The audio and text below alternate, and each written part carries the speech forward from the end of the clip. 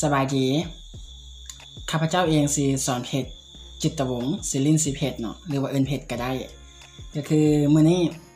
เพชรเองจะมาแบ่งปันเกี่ยวกับทักษะในการเข้าหาคนต่างประเทศเพราะว่ามีหลายๆน้อง ที่เขาเจ้าได้อินบ็อกซ์มาหาเพจเองว่าโอ้ยอ้ายเฮ็ดจังได๋ว่าข้อยอยากเว้าภาษาอังกฤษกับคนต่างประเทศนะแต่ว่าข้อยบ่กล้าข้อยย้านเขาจะเว้าผิดข้อยย้านเข้าไปแล้วเขาจะสิบ่เว้ากับข้อยแล้วข้อยบ่ฮู้ว่าข้อยต้องเตรียมหยังแหน่ไปเว้าภาษาอังกฤษกับเขาเจ้าแล้วเขาต้องมีการเริ่มมีการเรียนรู้มีการเข้าหาเขาเจ้าจังได๋ก็คืออันนี้ก็คืออยากฝากให้น้องๆผู้ที่อินบ็อกซ์มาถามอ้ายหรือว่าแล้วก็ฝากถึงทุกๆคนเนาะที่อยู่ในช่วงที่กำลังเรียนเรียนภาษาอังกฤษอยากเว้าอยากฝึกอยากฟังอยากเว้าอยากสัมผัสภาษาอังกฤษตัวจริงกับคนต่างประเทศคนจริงเสียงจริงว่าสำเนียง pronunciation ของคนต่างประเทศนั้นเป็นแบบใดก็คือเคล็ดลับง่ายๆก็คือเราต้องเข้าใจว่าก่อนที่เราจะไปหาเขาเจ้าเราต้องเฮ็ดหยัง1เราต้องมีมารยาทในตัวเองมารยาทในตัวเองมันมีหยังไดก่อนที่เราเข้าหาเขาเจ้าเราต้องมีทักษะในการทักทาย1ก็คือทักทาย2ก็คือการขอการทักทายและการขอเป็นปัจจัยหนึ่งที่สำคัญที่เฮ็ดให้คนต่างประเทศเขาเจ้าดึงดูดเขาเจ้ามีความสนใจอยากเว้ากับเฮาเนาะเพราะว่า2รูปแบบนี้ก็คือเพจได้ปฏิบัติตั้งแต่คันได้เริ่มต้องเรียนภาษาอังกฤษคันพื้นฐานคันเบสิกจนมาฮอดปัจจุบันนี้ทุกๆครั้งที่เพจเองอยากเว้าภาษาอังกฤษกับไผคนใดคนหนึ่งเพจต้องใส่คำว่าขอและ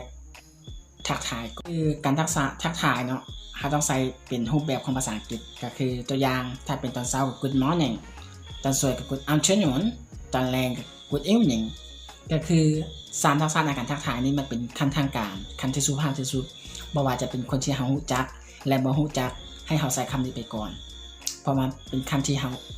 ให้เกียรติเขาเจ้าและเขาเจ้าก็ให้เกียรติเราซึ่งที่ตามมาก็คือยกตัวอย่างว่าเพจเองเนาะขอโทษด้วยทานหรือว่าขอโทษเด้อข้อยขอเว้าภาษาอังกฤษกับเจ้าได้บ่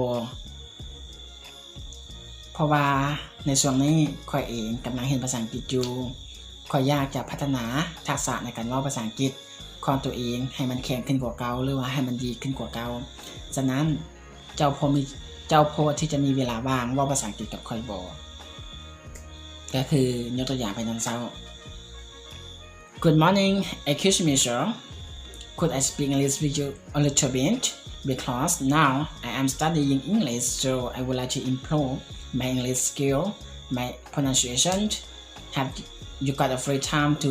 talk English with me a minute ประมาณนี้ก็โอเคแล้วและสำคัญก็คือข้อห้ามก็คือบ่อยากให้ว่า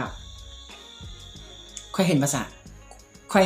บ่อยากมีคำที่ว่าค่อยเห็นคนต่างประเทศแล้วเขาอยากว่าภาษาอังกฤษกันแล้วก็ย่างเข้าไปหาเขาเจ้าโดยที่บ่มีคำว่าโคโดยที่บ่มีคำทักทายบ่อยากให้เข้ามา Hello what is your name how are you how old are you where are you from บ่อยากให้ใส่คำว่าจังซี่มันเป็นแบบ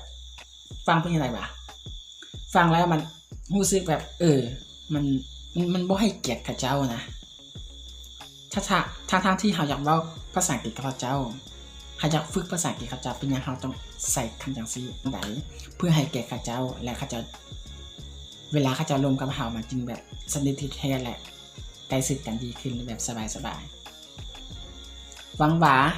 คลิปวิดีโอนี้จะมีผลประโยชน์ต่อทุกๆคนหรือว่าใครบางคนที่กำลังเรียนภาษาอังกฤษที่กำลังเว้าภาษาอังกฤษแต่บ่มีโอกาสบ่ฮู้วิธีทางในการเว้าก็คือหวังว่าคลิปที่เพจเฮ็ดออกมานี้บ่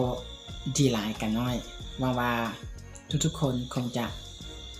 เอาไปนำใช้ให้เกิดมากออกผลเนาะถ้ามักวิดีโอนี้ขอให้กดไลค์กดแชร์และกด Subscribe อยู่ช่อง YouTube Page Channel ขอบใจ